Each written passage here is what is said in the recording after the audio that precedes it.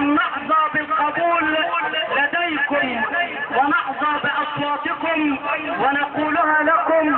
احسنوا الاختيار هذه المرة، فقد عانت مصر من سوء اختيار النواب، لأن النواب هم الذين يضعون الخطة العامة للدولة والموازنة العامة للدولة، وهم الذين يسنون القوانين. فلا بد أن يخرج النائب من بين أصلابكم، بل يكون نائبكم أخوكم محمد عبد الجواد فايز. يحيى محمد عبد الجواد فايز. يحيى محمد عبد الجواد فايز. وأنهي كلمتي طالبا منكم الوقوف وبقوة مع أخوكم محمد عبد الجواد فايز. والسلام عليكم ورحمة الله وبركاته. يا محمد يا عود ياسمين كنت فين؟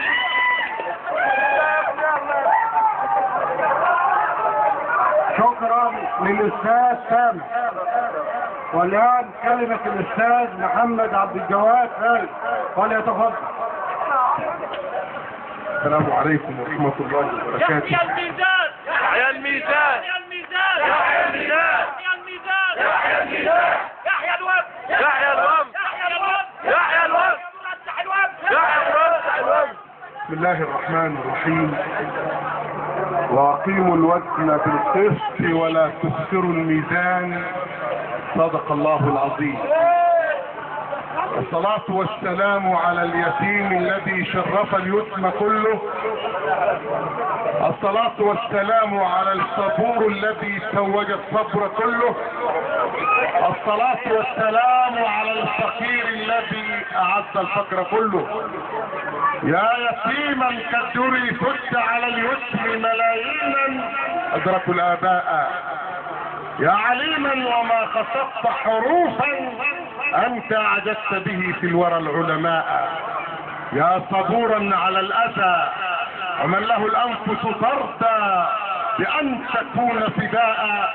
يا فقيرا وبين جنابيك كنز تخطى به الثرى والأثرياء. ولقد كنت من قليلك تسخو فإذا جدها صار رخاء. كم قسمت الأموال تزهد فيها ثم تعطي جميعها الفقراء. فتآخى الجميع وانبسط العدل ظلالا وريحة فيحاء. الصلاة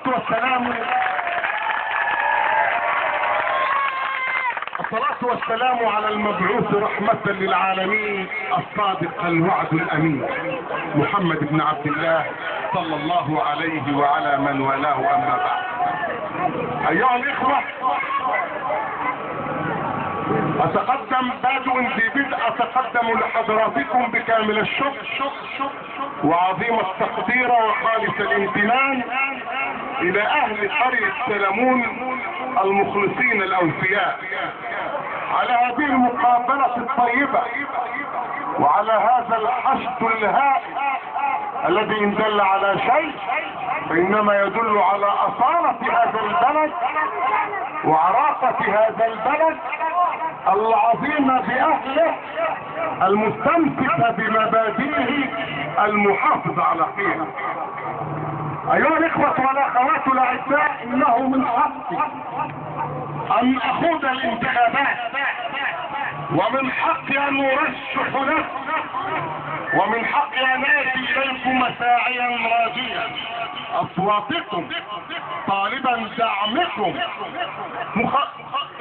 دعمكم وآتي إلى بيوتكم أقرع كل الأبواب. ولكن من حقكم أنتم أيضا أن تعرفون من سيدخل بيوتكم من واقع ما ورد في آيات الذكر الحكيم. بسم الله الرحمن الرحيم. يا أيها الذين آمنوا لا تدخلوا بيوتا غير بيوتكم حتى تستأنسوا وتسلموا على أهلها. أن تعرفوا من هو محمد عبد الجواد مرشح حزب الوفد رمز الميزان.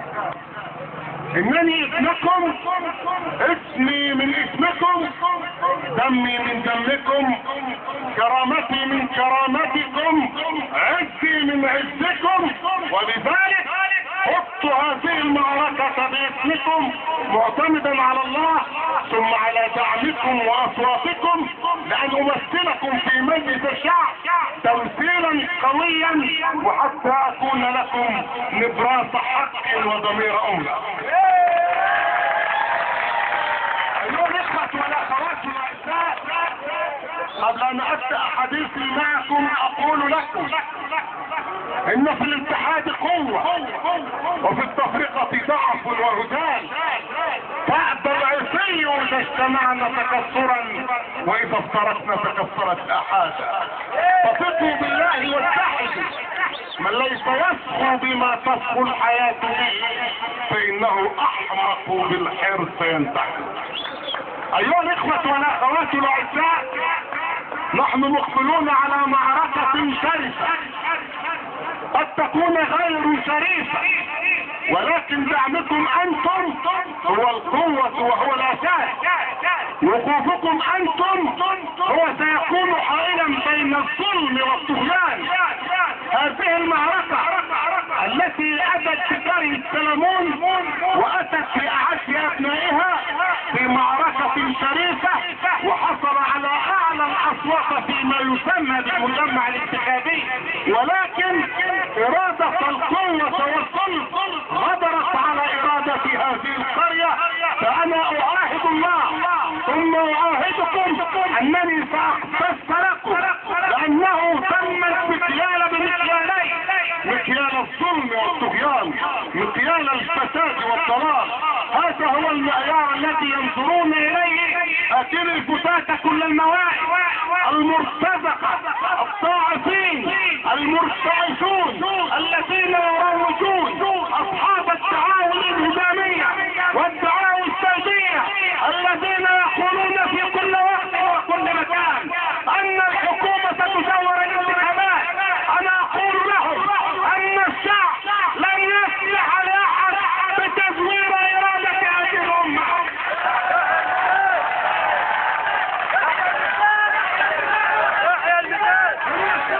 الضمانة الحقيقية والقوة الدافعة والرادعة التي ترضع أي تهديد وأي تهاون وأي فساد.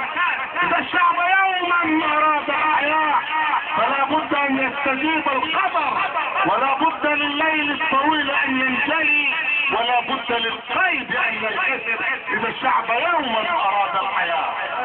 أيها الأخوة والأخوات، يا محمد عبد الجواد فايز، يا محمد عبد الجواد فايز، يا محمد عبد الجواد فايز، الميزان، عاش الميزان، عاش الميزان، عاش السلمون، عاش السلمون، سلام سلمون، وسلام سلمون. أيها الإخوة، إن التمثيل في مجلس الشعب هو تشريف وليس تشريف.